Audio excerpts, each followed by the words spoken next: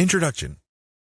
If you're looking for a fairly automated way to build a brand online, you don't have to look further than Twitter. In fact, for the longest time, a lot of marketers and marketing companies have long considered Twitter as a great place for brand formation. If you're looking for an online brand, Twitter is a great place to start. It's easy to see why. Twitter is so easy to use. You just need to post a tweet that is 140 characters. You need to do it long enough. You have to pick the right hashtags. You have to pick the right content, and given enough focus and attention to detail, you will get it right. It's just a matter of time. Of course, this does not mean automatic success, but with everything else being equal, Twitter compared to other social media platforms is definitely easier to master. Why? First of all, it is very friendly to automation. That's right, you can automate pretty much everything you do on Twitter. This is why a lot of people use it to make money from the internet on autopilot. They don't have to babysit each tweet. They don't have to sit around to figure out what's going on. They can pretty much set a strategy, let software do it, let the process run for some time, double-check their work, make some adjustments here and there, and then let it run. Basically, they keep repeating this process until they get it right. Again, you can run things on autopilot. With that said, you shouldn't expect much traffic if you just started on this platform. I hate to break it to you, but just like with anything else in life, you can't start out at the top. You can't expect massive success without having put in the time. While the actual work involved in Twitter can be so well managed that it almost feels like everything is automated, it still requires work. I know this is going to discourage a lot of people because a lot of people are looking for get-rich-quick schemes. A lot of people are looking for some sort of one-size-fits-all, cookie-cutter, instant success formula. Unfortunately, Twitter doesn't work that way. It can deliver success pretty much on an automated basis, but you have to pay your dues to get there. Everybody is different. Everybody's situation is different. Everybody's goals are different. This is why you need to put in the time. The good news is if you are able to do that, you will be greatly rewarded by this platform because of certain key features of this system. What is so great about this platform is that it has fairly easy mechanics. It really does. When people use Twitter for the first time, they just tweet away. They just think of things to say, and in 140 characters, they tweet away. Sooner or later, they realize that they would reach a much wider range of people if they use hashtags. Even later, they figure out that people who tweet about certain topics all the time are more likely to send them more visitors or more interested followers if they engage with them. In other words, Twitter is one of those platforms that you just have to figure out in broad terms to lay out an initial strategy. Implement that strategy, and then learn from your results. Do these first before you start marketing on Twitter. Before you even seriously think of starting on Twitter, do these first. If you set up a website, you should have been doing these already. Just in case you are unclear on the concept or just in case you did things out of order, here are the things that you should do before you even think of marketing on Twitter. Pick your niche. It's really important to understand that if you want to be successful on the internet, you must have a laser focus on how you're going to make money. A lot of people are clueless regarding this. In fact, a lot of them think that they just need to buy a system that somebody else has built and they will make money. What they're really saying to themselves is they're too lazy to think through their online business. That's always a dangerous proposition because when you let another person do your thinking for you, you're going to have to deal with the consequences. You have to understand that when people build systems for others, they're usually trying to cut corners. They're trying to make the most amount of money with the least amount of effort. Do you think they have your best interest in mind with that attitude? Of course not. This is why it's a bad idea to let somebody else pick your business for you. You have to do it yourself. You have to know what you're doing.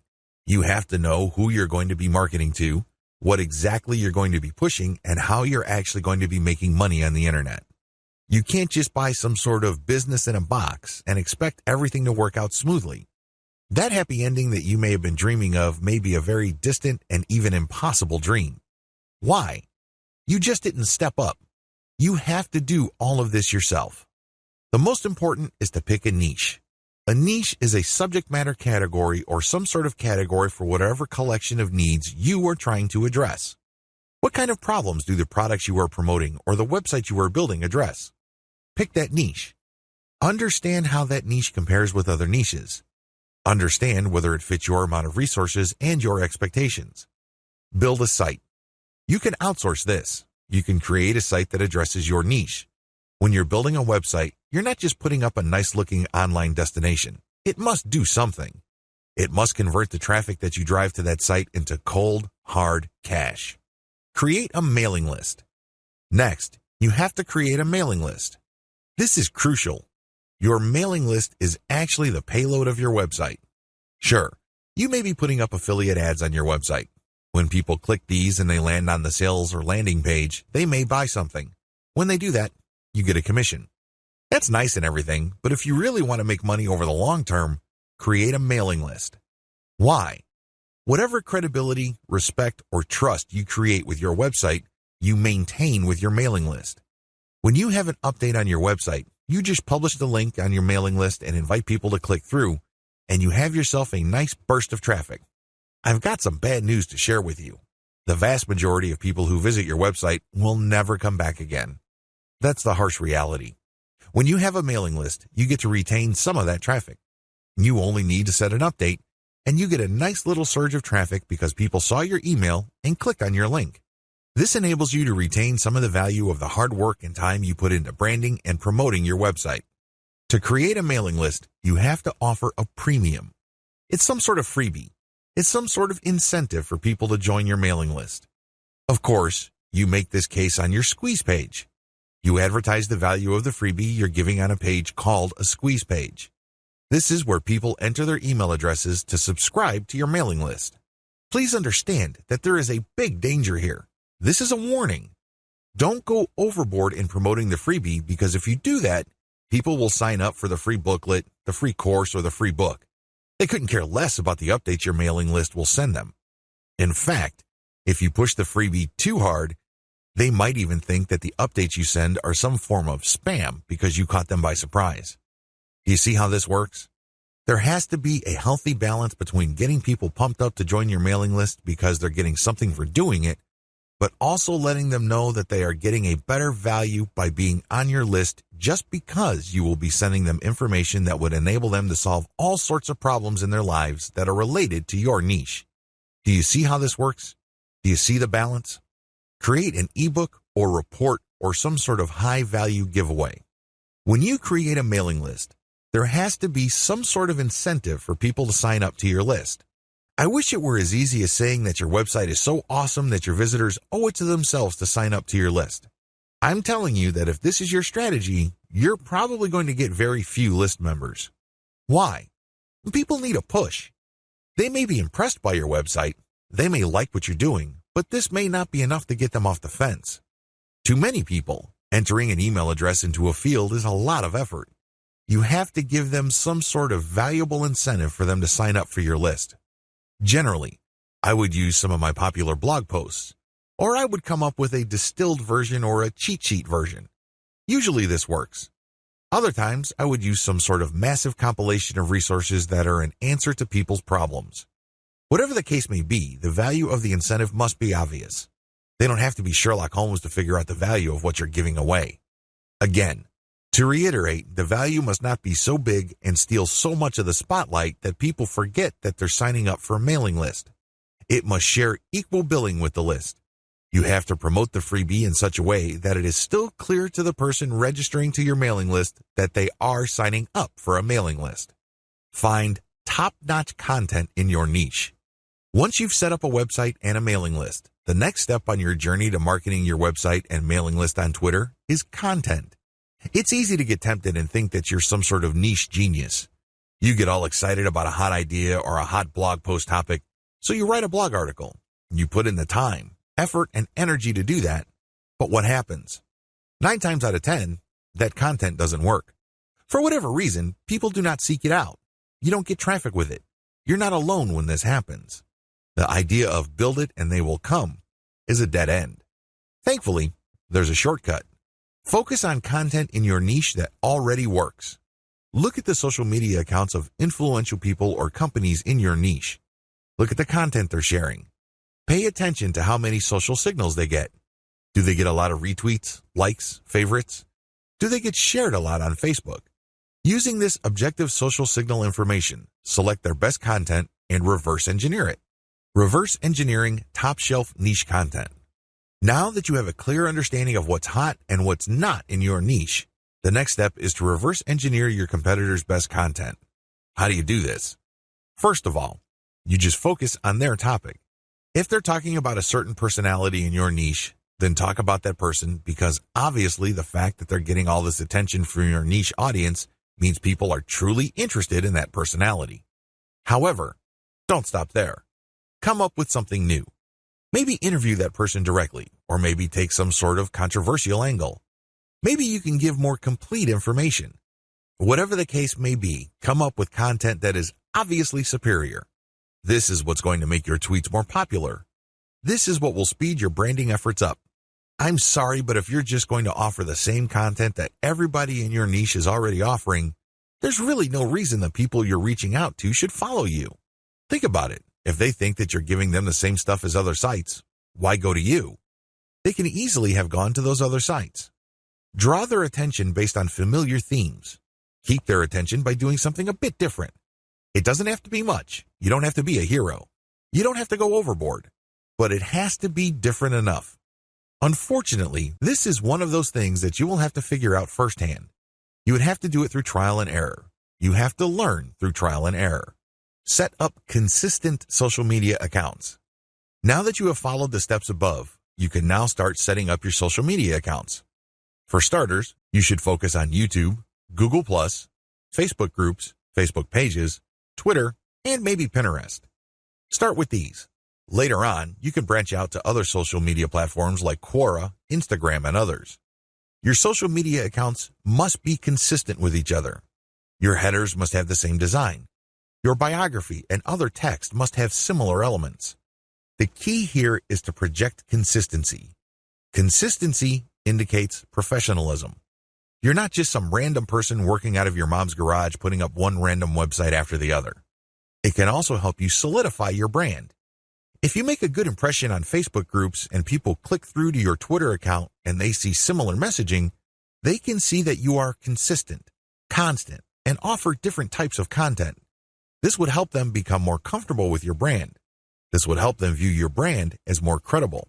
Commit to specialized content on your social media account. Here's the big danger with having many social media accounts. It's very easy to see that a lot of companies put up a presence on many different platforms. That's great and everything because you have many ways of getting new traffic. The problem is they post the same content across the board. This is a problem. When people approach your brand on Twitter, they're looking for content that is slightly different from the content they would expect on Facebook groups, your Facebook fan page, and definitely your YouTube channel. You have to be aware of these different expectations and give them what they're looking for. Oftentimes, this is as simple as the form of content you offer. Obviously, when you're on YouTube, it would suck if you just offer blank videos of somebody reading your articles. That's not going to work. At least bother to use slideshows with the article. Preferably, you should have some sort of video spokesperson who speaks directly to the people during the video. Each platform's content must maximize the format requirements of that specific platform. Get ready to go manual or full auto. At this stage, you have set up your Twitter account. It is brand consistent.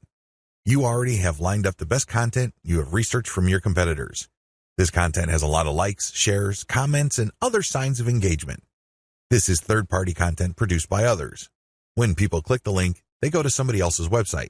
They do not go to your site. Why in the world would you share this stuff? What's the point of driving traffic to somebody else's website? Well, it really boils down to credibility. If you make it your job to get all the very best content involving your niche and sharing it from one central place, you become credible and authoritative so much faster than if you just publish your own content. First of all, it's going to take a lot of time to reverse engineer the very best content and come up with your own version. It can also become very expensive. Time, after all, is money. Even if you're not paying a professional writer from places like ozkey.org, who charge very reasonable rates, coming up with original content can still be a very expensive proposition for you. Why? It will take a lot of your own time to come up with that content. You probably have better things to do. You probably have other things you could be doing that would currently pay you more money. Third-party content is a lifesaver. This is called curation. You take the best content that everybody else has to offer and then you share it through your social media accounts. Here's the secret though. You share that content to draw people based on their interests. For example, if I find top-notch content on content marketing and I have a Twitter account that sells content marketing services, it would make a lot of sense for me to put all that high-quality and highly popular material in my Twitter feed, but from time to time, I would share my own original content. My original content would build credibility for me based on what I raise in the content. I control the conversation using those posts. After I get enough of a natural following, I would then share more and more of my own content and then share posts that only feature my squeeze page sign-up link. By doing this, I kill two birds with one stone. I share curated content to build credibility among a niche audience. These are people searching for certain specific content using very targeted hashtags. I pair very targeted niche hashtags with all my content. I rotate them. Then, I send out this content slowly but surely. I get people who are truly interested in my niche. Once I've established quite a bit of a following, I then share my own reverse-engineered content. This builds even more credibility, and this can also lead to my website getting backlinks from bloggers who are monitoring my niche. Finally, once I've got enough flow going, I would then start rotating my squeeze page link through my tweets more often. Instead of showing my squeeze page tweets once every 2 days or once a week, I can start showing it every few hours. However, it only makes sense to do this once you have established a decent number of followers and there's a high enough overall engagement level with your tweets. This is the general strategy. You can do this either manually or on full auto. What is fully automated tweeting? Fully automated tweeting is exactly what it sounds like. The content that you are going to be tweeting is fed through a social media content publishing tool like Hootsuite or Social Oomph. You just set up a schedule and the links and the tweet text that you put are going to be published to your account. You don't have to babysit your Twitter account as it publishes tweet after tweet. You also automatically plug in the hashtag that you want to target for each tweet. Fully automated tweeting can also mean using certain tools like Follow Liker that actually mimics liking other people's accounts. Usually, when people have their posts liked, they feel good. It feels good to feel like you matter. It feels good to be appreciated. A certain percentage of these would actually click the account of the person liking and see what their page is like. If they like what they see, they end up following. Fully automated tweeting also includes this. You basically automate publishing, but you also automate engagement. There are many tools currently available on the market, but here's a bit of warning. Twitter is cracking down on bot-like behavior. While few people will have problems with automating publishing, most people would view automating liking or automated favoriting or listing with more suspicion. I'm just giving you a heads up because these bots may sooner or later be banned by Twitter. What is purely manual tweeting? You can go the other extreme. The other extreme, of course, is to do everything purely by hand. Not only do you find the very best content by hand, you filter them manually, you post everything manually, you also engage manually. The great thing about this is that you have maximum control. The bad thing about this is you need to have iron discipline to pull this off. What if the vast majority of your actual link clickers live in a different time zone?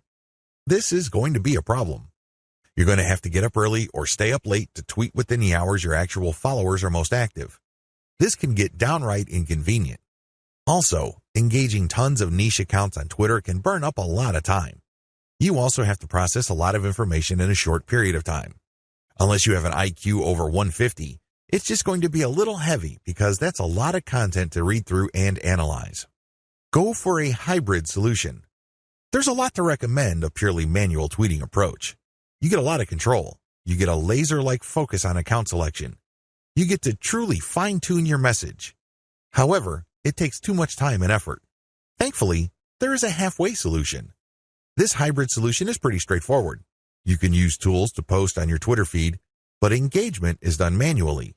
That's pretty much how it boils down. You still have to find niche-related content that's already gone viral. There's no getting around this. You still have to do this. Thankfully, there is a cheaper way to do this.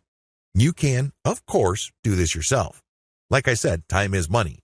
You might also feel like you're going nuts because you have to read so much material. The shortcut is to use a service like congoplus.com. They have virtual assistants from places like India and the Philippines that you only need pay $18 per day. These bright, ambitious, educated people would then find the viral content that you're looking for that meets your criteria. They then send you an XLS file, you verify, then you pay them. It's only $18 for 8 hours worth of work. You can't beat that with a baseball bat. You really can't. However way you choose to do it, you need to get this content.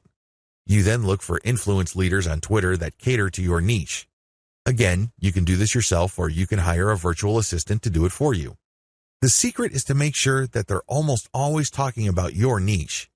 Once you are sure about that, you can then look at their content and pay attention to their hashtags. Copy these. You're going to pair these with your tweets. Use an automated tool to publish. Whether you're doing things manually or automatically, use an automated tool to publish. The good news here is that you're not taking blind shots in the dark. When you publish, pair this content, whether it's original or third-party, with hashtags related to your niche. The big difference is what happens next. When you're using an automated system, you wait for an organic following and then you mix in your squeeze page links and your content links. You then use some sort of tool to mimic engagement. For a manual approach, you do the same. You wait for an organic following to increase and then you mix in your own stuff. The big difference is you invest 1 hour per day doing manual outreach to influencers in your niche.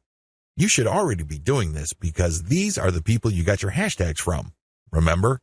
The extra step that you need to take is just to engage with them. Tell them that you like their content. Manually like their stuff. Click the heart icon or retweet. Do whatever you can to get on their radar. One-to-one or person-to-person engagement is crucial. You have to get on their radar. Again, you can try to automate, but it can be ham-fisted. Also, it may be so obvious or clunky. Worse yet, Twitter might be cracking down on engagement automation, so this option may not remain open for long. Manual Twitter marketing. Assuming that you have decided to go the manual route, here's what you need to do. You have to budget your time. If you think you only have 1 hour to spare, make sure you give it at least 1 hour. This means stick to 1 hour exactly or go a bit over, but you need to make sure you put in the time. Find niche leaders. First, you need to find people's Twitter accounts who talk about your niche. Enter the keywords related to your niche into Twitter to find those accounts. How do you know these keywords? Where do you find these keywords? Here are the steps. Create a Google AdWords account. Don't get scared, this is free. Create a free account. Use the Google AdWords Keyword Planner tool. Enter websites that you know are competitors of yours, and alternatively enter well-known websites that you know are in your niche. You should get a nice listing of keywords using this technique.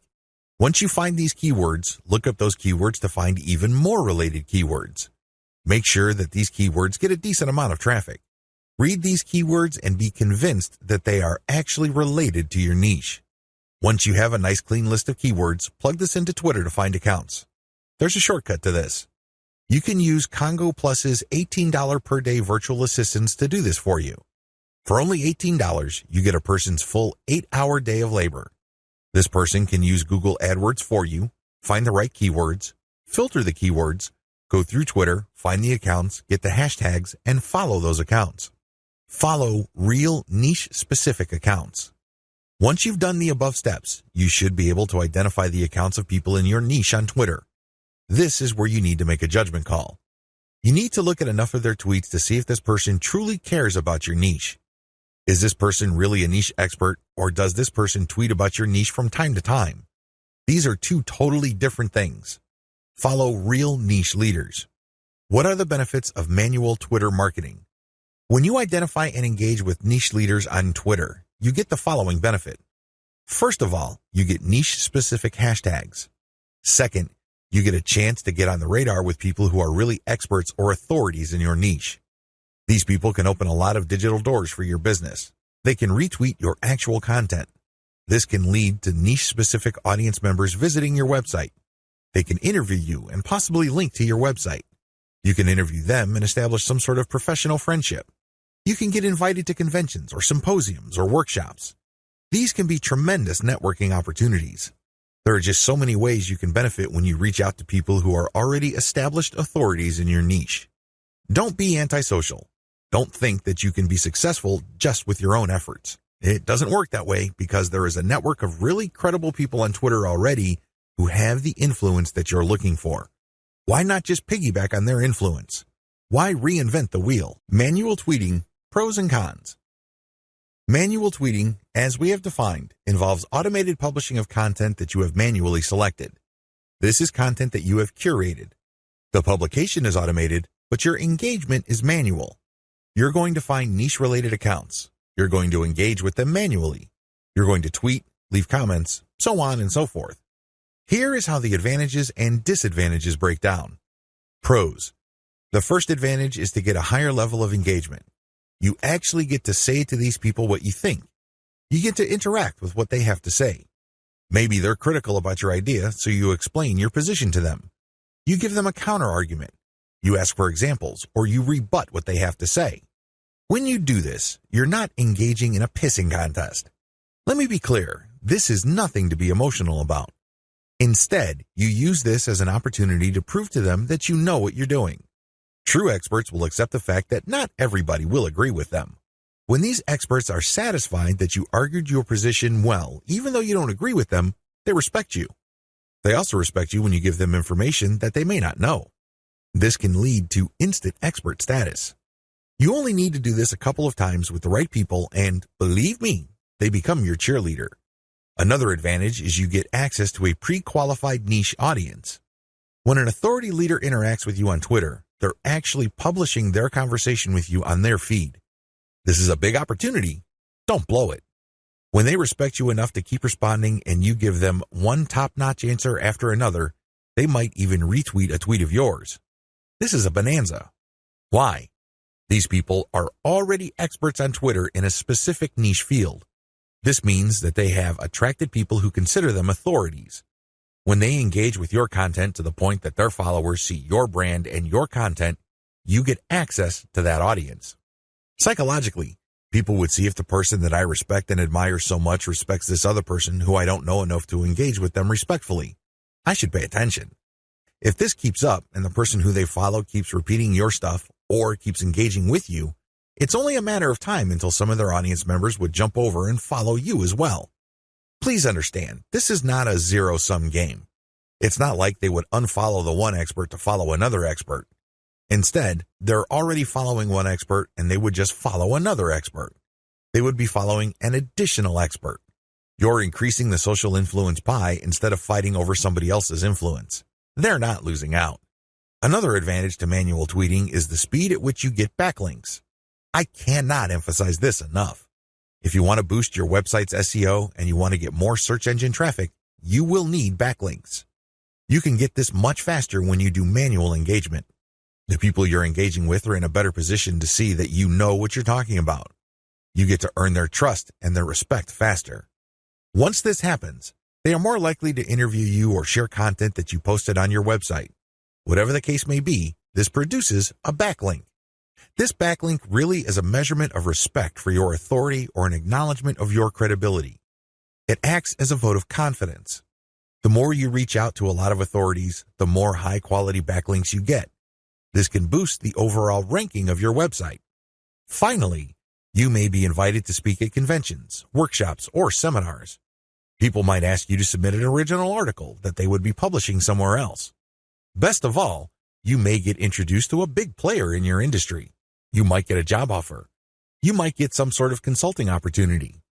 Honestly, the range of opportunities available to you is endless. You just need to get out there. The best way to do this online is manual tweeting because you are in full control of your engagement, you craft the public persona you project, and this enables you to be more aware of opportunities as they flash into existence. Disadvantages. The big cons against manual tweeting should be obvious. It takes a lot of time. That's all I need to say. It should be self-explanatory. Second, it's content intensive. While content curation can help you tremendously, it can only go so far. You cannot become a global expert on a particular niche on Twitter and be respected by all other subject matter experts if all you do is share their stuff. That's just not going to happen. Ultimately, they're going to ask you, what about your stuff? What do you have to say? What does your original research indicate? You don't want to come up with a zero when asked those hard questions. Finally, there is no assurance that you will get some sort of alliance. I hate to say it, but certain niches really don't get much coverage on Twitter. You might be able to interact with a high level of niche authorities on Twitter, but that doesn't necessarily mean that they operate blogs that can then link to you. Still, on balance, Manual tweeting on Twitter delivers more benefits than its costs. Manual Twitter follower generation. How do you generate followers organically on Twitter using a manual technique? It's as basic as finding niche-specific accounts and finding their followers. Follow these niche-specific accounts, but pay attention to their followers. Follow followers who you know are truly interested in your niche. This requires research. You actually have to look at their tweets or look at the stuff that they're retweeting. Once you see a pattern and it is niche-related, follow these follower accounts. I know this is simple, but it's also effective. How to find the right niche influence leaders on Twitter. At this point, it should be fairly clear that you need to follow the right people on Twitter. Otherwise, the tips I've shared with you will not work. If you're just going to follow random people on Twitter, you don't know who you're influencing. In fact, you don't even know if you're influencing them at all. You have to understand that on Twitter, some people generally follow a general rule. If you follow me, I follow you. Nowhere in this does it say they're actually interested in what you have to say. That's a big problem. If you attract the wrong following, you're not going to get many results from Twitter marketing. In fact, the results you get would be the same as if you did not do Twitter marketing at all. That's a waste of time. You need to find real people. You also need to find real influential people. This isn't bad enough. You need to find real influential people in your niche. How do you do this? Here's my step-by-step guide. Pay attention to their biography. Look at their bio. Is it on point? Does it indicate the persona of a person who is truly interested in your niche? This is crucial. If there are no niche-related keywords there, or it's not obvious that this person is part of your target demographic, and it's not some sort of passionate or credible enough authority in your niche, then this is probably the wrong person. You may be barking up the wrong tree. Look at their follower-to-following ratio. This ratio is simple. Look at the number of people this person follows and look at the number of people following this person. If this person's followers greatly outnumber the accounts this person is following, chances are this is a real account. It is not some bot that is fully automated. Instead, this person actually has influence because for how many people he or she is following, he is followed by hundreds, if not thousands of more people. This is very important. If it turns out that the number of people following this person is pretty much the same as the number of persons he is following, it's probably not a good idea to follow that person. This person is probably just using some sort of software to take advantage of the fact that when you follow people, they follow you back. Some of them follow you back. Pay attention to their level of engagement. Look at the stuff that they talk about. Pay attention to their tweets. What do they constantly retweet? What do they tweet about? Are they talking about the same stuff most of the time? Does their account get a lot of retweets and posts, retweets and engagements? Do they get a lot of favorites? Is there a lot of engagement with the content they share? Even if this person is totally focused on your niche, but it turns out that their tweets don't get much engagement, they may not be all that influential. Becoming credible with them and getting access to their market may not work out for you.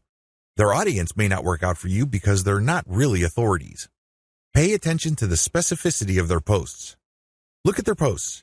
Here's a rule of thumb. If 80% or more of their posts have something to do with your niche, follow them. Follow them if all the other points I raised above apply. But if it turns out that this person's bio is on point, it has more followers than the accounts that he or she is following, it has a high engagement level, but this person focuses on generalized content, this person may be a dud. In other words, this person is some sort of Twitter celebrity. This person is only an authority because of their personality and not much else. They're not an authority because they focus on a niche. They're not an authority because they are truly passionate about a niche. People only follow them because they think their personality is interesting. So, what you get is some sort of individual celebrity market. That's not what you're looking for. You're looking for a niche audience. Follow and engage. So, what do you do when you find a niche-specific and truly authoritative account on Twitter? First of all, they have to meet all the criteria listed in video 5. Assuming they pass with flying colors, you follow them. Don't stop there. This is just the beginning. Once you follow them, you engage. Now, a lot of people have all sorts of misconceptions regarding what engagement means. Some people think that if they just click the heart button that they are engaging. They think that if they retweet that they are engaging. No, it goes beyond that. You actually have to engage in a one-to-one conversation with the person tweeting. You click the reply button. I'm not talking about the direct message button. I'm talking about the reply button. Here's where it gets a little tricky. You can't just use a stock answer like, hey, good post, or you're a genius. I admire you. I love you. No, that doesn't work. Those are worthless. Why? And true authorities get those all the time. They're credible. They know what they're talking about. So they get a lot of, hey, good post. You're a smart guy. You're a genius. So what? They get those all the time. You're not going to stand out. Remember, the whole point of engagement is to get on their radar. You want them to notice you. This is all but impossible if you're doing the exact same thing everybody else is doing. Everybody thinks that they're a genius already. Yet another guy piping up and saying the same thing is not going to register. How do you truly engage? Here's what I do. I ask questions. I know that sounds basic, right? But you have to ask the right question. You have to ask a question that indicates to the person loud and clear that you've read their post. Maybe you click through the link that they shared. Maybe you analyze their tweet. Whatever the case may be, your question must communicate this. Your question must get them to think or analyze or look at things with a new perspective. When you do that, you get respect. Why? You're pushing them. You're challenging them. You're not just asking a throwaway question that they already know the answer to. You're not asking something that they've answered 100 times before. You're basically letting them earn a chance to prove why people think they're experts. Most mature adults respect this. They're not scared by this. They're not threatened by this in any way. Even if you do come across somebody who has a thin skin or views this as an attack, you still gain authority and credibility because other experts are following that person. When they see that engagement, they quickly see that you actually have a working brain. Imagine that. You're not just a blind follower. You're not just another face in the crowd. This makes you stand out, even if the expert that you are asking questions to reacts in a negative way. It's on them. It's not on you because you're just asking a question. Of course, you have to ask in a respectful way. You cannot use loaded questions like, when did you stop beating your wife? Or how was it the first time you got hooked on drugs? You see where I'm coming from? Don't ask those types of questions. Discuss controversial points. Another way to get on people's radars is to focus on controversy. Now, please, don't mistake this for being a troll. I'm not saying that you're going to create artificial controversies. I'm not talking about stoking divisive issues. I'm not talking about any of that. You see, in any kind of subject, there will always be two sides. This applies to niche subjects as well. There's always the conventional wisdom, and then there is everything else. What if there are techniques or approaches or strategies that would get better results? For some reason or other, these are just not talked about. For some reason or other, these are kept under the rug. When you discuss these or raise these with experts, this highlights that you, yourself, are an expert. After all, if you fully explain these or fully describe these accurately, you are basically lecturing in an underhanded way people who are reading your tweets. You're letting them know of something that they may not have heard about. You are hinting at a body of knowledge that either they're trying to run away from or they may have an unclear understanding of. The fact that you tease this information communicates to them in a clear way that you are some sort of expert. Let's put it this way. You stand out from the crowd, and you're not just this random person saying, hey, good post, or you're a genius, or what do you think about this topic, which has been raised millions of times before. Whatever you do, focus on real engagement. This is the bottom line. Real engagement means real person-to-person contact. This means picking somebody's brain. This means sharing information on a real profound personal level. This may not be always comfortable. It definitely is not always convenient, but it's absolutely necessary. You have to reach out. You have to engage. You have to communicate. You have to get the point across. This doesn't mean that you have to always be 100% in agreement. However, it means that you do have to always be 100% respectful. I know this is hard to do if the person you are engaging would feel threatened or get soft on you in the worst way. It's very tempting to fight back. It's very tempting to push back. Fight fire with fire, right? Well, here's the thing. If they act in a very unprofessional way and you keep your cool, who wins? Your brand wins. People start seeing you as an authority. People start seeing you as an alternative. This is how you get on the radar. Either things work smoothly and they agree with you and will love to help you, or things don't work out. When things don't work out, you can still win. How? Through your professionalism. You just have to control your emotions. Twitter is notorious for flame wars, troll attacks, and all sorts of hassles. But if you're able to keep your head together and focus on what you're trying to accomplish, things will work out for the best. What happens when you reach high engagement levels? A lot of people who are getting on Twitter measure their success based on three things. One, according to one school, you measure your success based on how much raw traffic you can pull from Twitter. Ultimately, this is the right answer because, at the end of the day, you need traffic to get conversions. There's no way around this fact. You can talk a big game about branding. You can talk a good game about becoming an authority. This is all well and good, but until and unless they translate to real traffic, you're not going to make money. You have to get real visitors to make money on the internet. But using this metric as your sole metric is going to be a problem. Why? Normally, you have to build a very high level of engagement and high level of authority for you to get a sizable volume of direct traffic from Twitter. The good news is that the traffic that you do tend to get would be qualified traffic.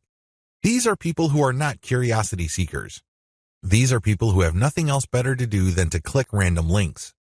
These are usually people who are interested in whatever it is you are saying, and by extension, whatever it is you are promoting. Another way to measure success on Twitter is the number of retweets you get. Again, this is good because it ultimately leads to traffic. However, in itself, it doesn't really lead to much. The same applies to people clicking the heart button that they like your stuff. They favorite your stuff. That is all good. It definitely is a great boost to the ego. But until it translates to traffic, it's really not worth much. Here's my answer. The obvious answer, of course, is traffic. But before we get to traffic, focus on engagement level. Try to get your engagement levels up. This means people are paying attention. This means people view you as an actual credible and authoritative expert. This means influence. If you have high engagement levels, a lot of things open up for you. These are tremendous opportunities that can take your business to the next level. First, you can pitch influential Twitter accounts for guest posts. If you get a lot of engagement from their accounts and then they're constantly retweeting you and constantly clicking the heart icon, and it means that they become your fans, this is an indication that there is an actual organic community that grew up around your content. This is a good thing, but just by itself, it doesn't really mean much. You have to convert it. You have to transform it into a usable form in one of the most useful forms of this. Usual payouts of this level of influence with influencers are to pitch them for guest posts. Now, of course, this means that they have to have a blog that's credible and has great SEO value in their niche. But assuming that's true, pitch them for guest posts. Don't be shy. It doesn't hurt to ask if they say no the first time. Continue to engage with them. Be a buddy. Challenge them. Test them. Earn their respect some more, and then pitch them again. Keep pitching until you get that guest post. Because sometimes you have to knock many times before the door opens. That's just the way things are. Keep pitching because for every single guest post you get, you may get a nice boost in Google search results. You probably don't need me to explain to you why that's a good thing. Ask for interviews. There are many influential people on Twitter that are either top dogs in organizations in your niche or they know people. Either way, when you get interviewed for a variety of reasons, you have arrived in your niche. Let's put it this way. They're not going to interview worthless people. They're not going to interview people who have no credibility. Why? Well, they respect their own credibility. They want to protect whatever status they have. One of the worst ways to do that is to interview people with no credibility. They want to build up. So, the fact that they're interviewing you signals to whoever respects them that you are worthy of respect. It signals to people that you are credible, that you are worth following. It tells people in so many ways what you have to say counts for something. This is a big deal. How come? You can leverage this interview that you've got as proof of your expert status. You can then contact influential publications in your niche to get backlinks. You can contact the networking groups, symposiums, and conventions to get speaking opportunities. You can always point to the fact that you got interviewed by these highly credible places. Another advantage you can get when you put in the time to manually engage with truly influential people involves blogging roundtables. Blogging roundtables are basically group interviews. The person holding the roundtable would come up with a general topic. For example, they're talking about general SEO trends in 2018, and then hit up a large number of people for their interviews, knowing full well only a small fraction would respond. If you get invited to turn in your feedback, you get a nice link. Imagine if the blogger roundtable was being held on the premier website in your niche. Again, It doesn't take a genius to figure out the dynamite SEO potential of this opportunity. Build a high-influence retweet circle. This final benefit escapes a lot of marketers. In fact, even Twitter marketers may be completely blind to this. This is one of the biggest benefits of manual engagement with influential people on Twitter can ever deliver. When you get these people to think that you are credible and that you are an expert in your own right. Eventually, you can count on some of them to automatically retweet your stuff. This is a big deal. Well, when you share your own content, or better yet, when you share your squeeze page direct link, you want truly interested people to click through. You want people who understand what your content is about to click through and possibly convert. In other words, you want highly qualified traffic. If your brand becomes so trusted and so credible in your niche among other Twitter users, you cultivate such a following. You only need to produce content and automatically you know they would retweet you. You can almost bet that a certain percentage of your followers would retweet. This can then lead to your content being seen by more of their followers, which can lead to highly qualified direct traffic. Don't neglect this benefit. Unfortunately, a lot of people do because this benefit grows very slowly. It also starts at a very low level. But of all the benefits, this is probably the most potent. Unfortunately, it also takes the most time, effort, and attention to detail. However, if you properly cultivate this, the direct traffic benefits and conversions you would get from being a part of a retweet circle will outweigh and will pay for all your costs. You can take this to the bank. Always optimize your content. It's really important to make sure that you identify your best performing content. This is not easy to do with Twitter. You basically have to pay attention to your website statistics and figure out which content update gets the most love from your followers. Once you have identified your best performing content, don't stop there. Don't just think that you're just going to have to come up with the exact same content. That's not going to cut it. Also, don't think that you only need to give your system a few days for you to identify your winning content. Here's the system that I use. Regardless of whether you are completely automating your system or you're manually doing engagements, you need to do the following as far as content optimization goes on Twitter. Step 1. Start with randomly selected content. Now, please understand that this content must be top content. Look at the reverse engineering section that I mentioned earlier in this training. You should know how to spot objectively good content. Once you're able to do that, create a massive list of all that type of content and then randomly select this content and publish it on your Twitter feed. Again, you can use Hootsuite or Social Oomph or some other content scheduling software. Let this piece of content run until a few weeks pass. Step 2. Review your results. If you give the system enough time to tweet and keep republishing stuff that you have tweeted before, certain patterns should emerge. With enough time, you will get rid of false positives. These are content types or themes that you think are winners.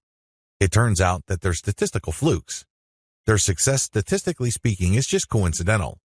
With a few weeks, however, of running time, you should get a clear understanding of which of your content are real winners. Step 3. Focus on what works. At this stage, you should have a clear understanding of what truly works. These tweets are no joke. If you tweet this type of content, you can rest assured you will get quite a bit of engagement and click-through from your Twitter feed. You need to create more of this type of content.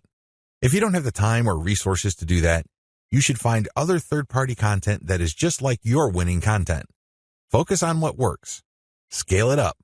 Pair it with your squeeze page tweets. Pair it with your content that leads to ads or other conversion devices on your website. Whatever the case may be, you need to focus on what works and scale up once you've identified reliably productive content. Again, this takes time. This is not something that you identify overnight. You have to let the patterns play out. You need to let the statistical flow of your traffic even out over a long enough period of time. If you do this right, you will be able to shift your Twitter feed towards content that has a predictable level of engagement. This paves the way for the success of your Twitter campaign. Cross-feed your content among platforms. If you notice that you have winning content on Twitter, don't just leave it at Twitter. There's a good chance that people on other platforms would appreciate that same content. Take that content and share it on Pinterest or Instagram. If you are sharing third-party videos and they do really well on Twitter, share them on your YouTube channel. Whatever the case may be, cross-feed or cross-pollinate your content among different social media platforms. There's a lot to choose from. There's Pinterest, Instagram, YouTube, Facebook, Reddit, and Quora, among many others. Mix and match. Pick your very best content. Try along different platforms and identify what works. Once you identify that a particular type of content that you tweet also does well on another platform, publish more of that stuff. Scale it up. Leverage the power of questions. One of the best ways to publish content on Twitter is to ask questions. It's really that simple. You ask a question and then you post a link and then some hashtags. The great thing about this question-based tweeting is you get to engage the reader. You focus on a specific point that they may be interested in. If they are, you're more likely to get the click. This is definitely more engaging because you start with a specific need that they have. You're not just wasting people's time by saying, hey, this might be interesting. Who cares? There's tons of interesting stuff on Twitter. People simply do not have the time to consume all that information. One of the best descriptions I have read about Twitter is that it's like drinking from a fire hydrant. There's just so much information to process in a very short period of time. This is why most people who consume a lot of social media content don't bother to read. They really don't. They don't have that luxury. Instead, they scan by tweeting in the form of questions followed up by a link and some hashtags. You take advantage of this fact, people only need to see the right question and then you have yourself a click. It fits how people think about and process information on Twitter. Interestingly enough, a lot of marketing professionals are saying that this also creates some sort of SEO signal. This is a big deal because it can give you a search engine optimization benefit. Now please understand that this benefit is very marginal. In fact, spokespeople for Google have spoken up on this issue. For the most part, they said this type of social signal isn't really factored in by Google. However, a lot of professional search engine optimization consultants say that there is an indirect or circumstantial benefit. Whatever the truth may be, we could all agree that if there is a signal that is being factored in by Google, it's going to be a very weak factor. Still, it is a factor. So you raise the question-based format. Use your questions for Quora. Not only do you get to engage your Twitter followers more directly by using questions, you can recycle this resource by posting it on Quora. You're killing two birds with one stone. You are posing a question on Twitter, and then it's copying and pasting that question and posting it on Quora and then posting an answer, or you can look for a similar question that already exists on Quora and answer with basically the link that you are promoting through Twitter. You save on time.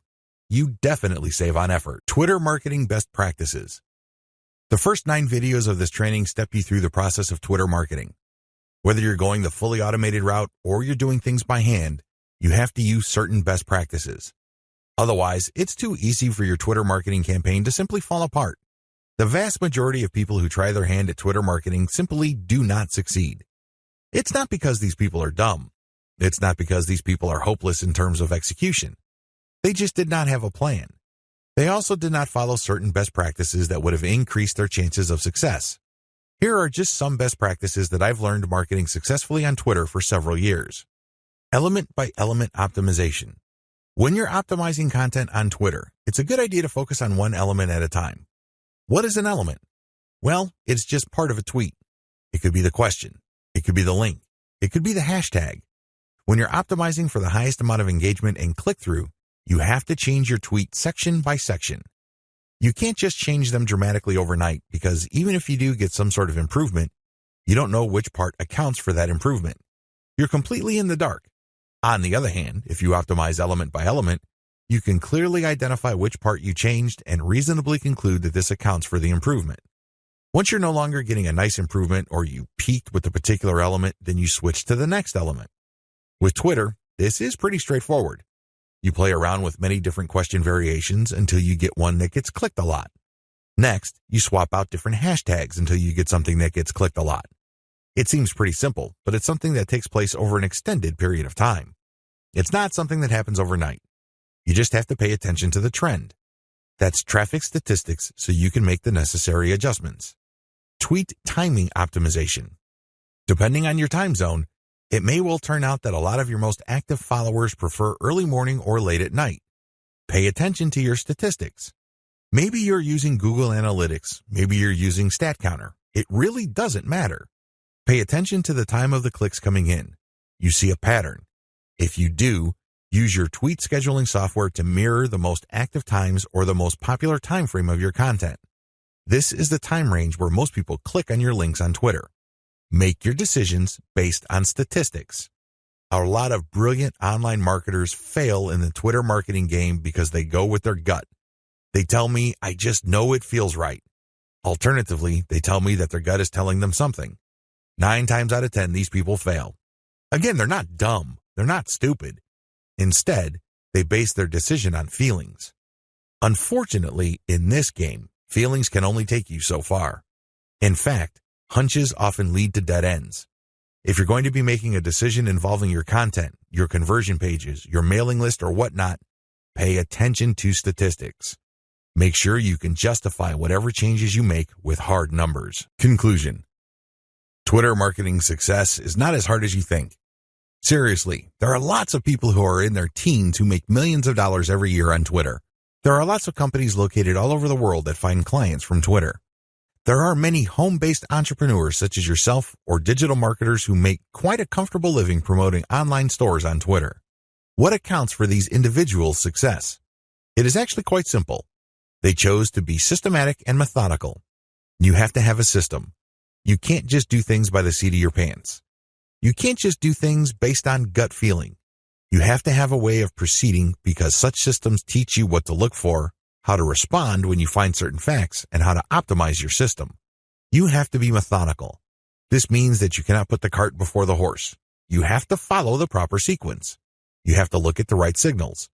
These two factors, system and meticulousness, flow together. It takes quite a bit of time to master this, but eventually you will get it if you put in the time. You have to pay your dues. Nobody will do it for you. I wish you nothing but the greatest Twitter marketing success.